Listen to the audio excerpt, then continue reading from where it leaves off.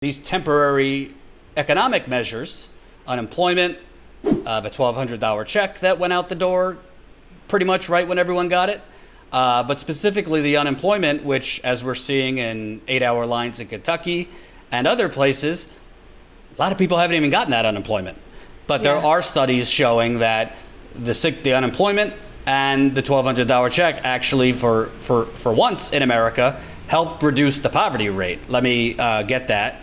A recent study from University of Chicago using census data found that the poverty rate actually decreased from 10.9% in early 2020 to 8.6% in April and May. That's not just unusual and highly welcome, it is the lowest rate ever recorded since the government began keeping official poverty rates in the 60s. The reason is two parts of the CARES Act passed back in March: the one-off economic rescue payment, the $1,200 and $500 for children, and the huge expansion of unemployment benefits. Well, Trump is signaling he don't want to do that again. The Democrats, I don't really hear them talking much about anything more. They've talked about an expansion in unemployment benefits, but they have no leverage now.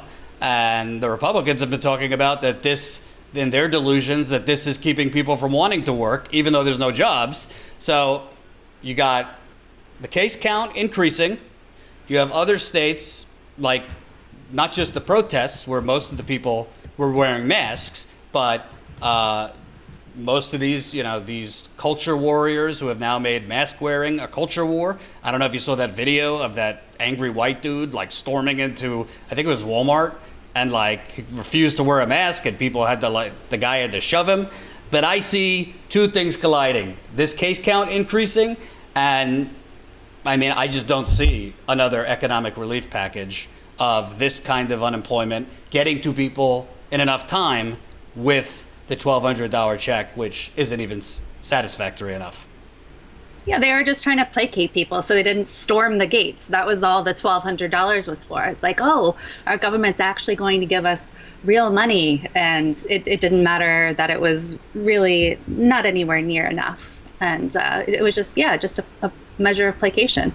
The thing that boggles my mind is, and that's why we want to do this tour, call it the COVID Depression Tour, and speak with people that are economically devastated.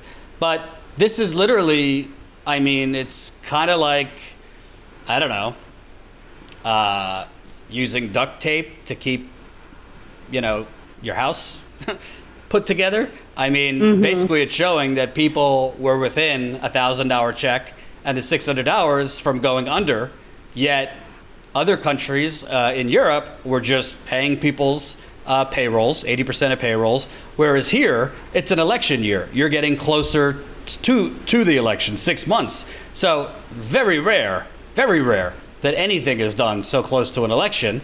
And frankly, Trump, if he continues to be down 10 to 13 points, you would think he would smartly even double down, give more than $1,200, do expand health care, do other things. But from everything we're seeing with Trump, it seems to me he's not actually trying to run anymore as an economic populist, but he's trying to run just a double and triple down race war and a culture war, because he's not signaling any more economic relief. So as soon as this Band-Aid comes off, that unemployment, which again, a lot of people haven't gotten the unemployment, without getting another $1,200 check, which is not enough, we could very quickly be looking at a Great Depression. And by the way, real unemployment right now, sits at 20%. Yeah, so I have a couple of thoughts. One is that I am surprised that Trump hasn't pushed for more additional populist measures, because he could easily win more voters that way. People are desperate. So I really don't want to get into his ridiculous Tulsa rally, but his numbers were not good there, and that surprised me. I think it surprised a lot of people, and I think that oh, I see your message, Jordan. The text didn't go out. I'll check on that. Yeah, so I don't know if the enthusiasm is still there for Trump, which I always thought it was. until the Tulsa rally and until his numbers were nowhere near they thought they would be. He was on, of course he lies all the time, but he was on TV saying, oh, there are 1 million people RSVP'd, and now they're saying that TikTok teens and K-pop stans booked up a bunch of those tickets. But even so, if Trump wants to win voters and to get that excitement going, he needs to do something. But it doesn't look like he's going to, and I don't see why, because the Democrats aren't going to do it, and people are very easily swayed. Even if it's just another $1,200 check, that's going to win some votes. I also think there's another element. So you have the case count going up right now, this Band-Aid coming off, which is the $1,200 check and the unemployment, but you also have the eviction moratorium starting to peel back in New York, June 20th. So it already passed. If you can't, quote unquote, prove that you have been economically harmed by COVID, and you don't pay your backlog, because it's not like the rent was canceled.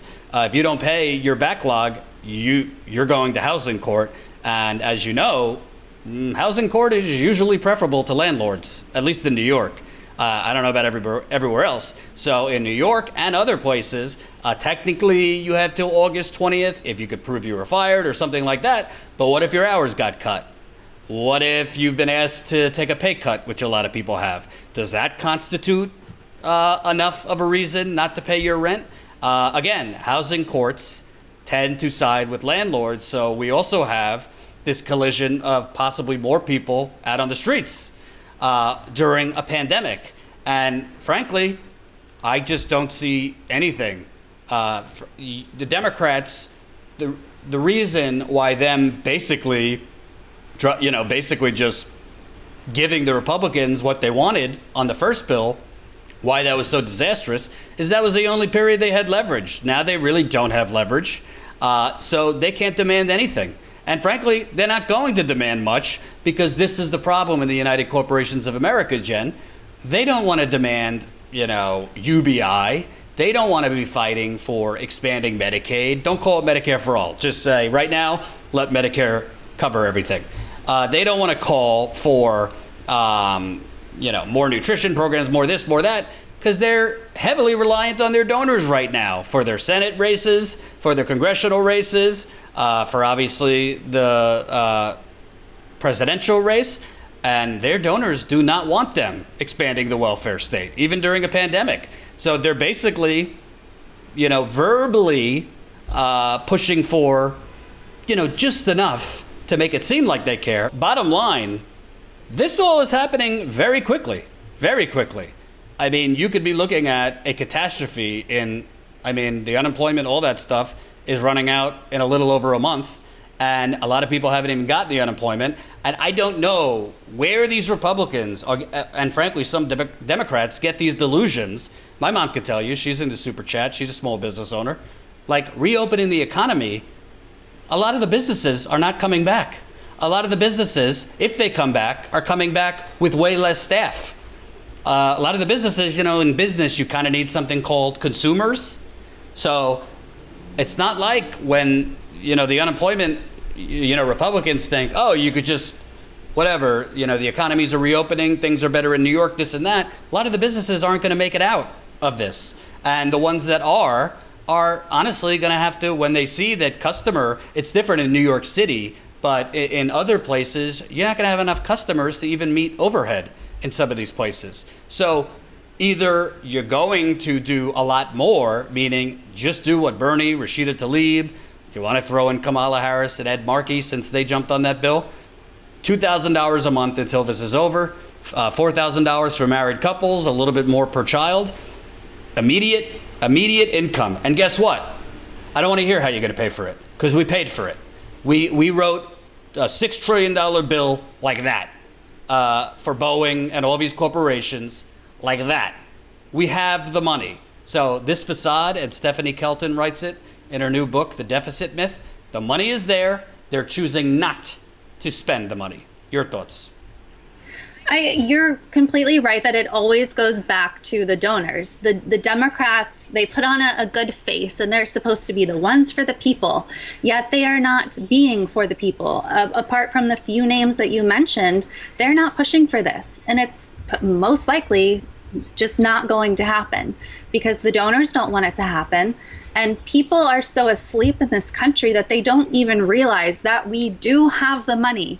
They don't bat an eye when it goes to defense contractors. They don't bat an eye when, the $6 trillion is there, but somehow we only get $1,200. So people just, take what's given to them and they don't demand more. As we talked about earlier on, the $1,200, people would have been storming the gates without that. Like, we can't have this pandemic and everyone losing their jobs and not get anything. So here's a little bit, here's a few cents, and go about your business, live your lives, and that's all you get. And people are fine with that. People then go back to sleep and don't fight in this country. Hope you enjoyed that last video. Hop on over to statuscoup.com where you can sign up for our email list and become a member for as low as $5 to $10 a month. Membership is how we grow. That's statuscoup.com/join. And remember, join our email list so we can grow the revolution with you.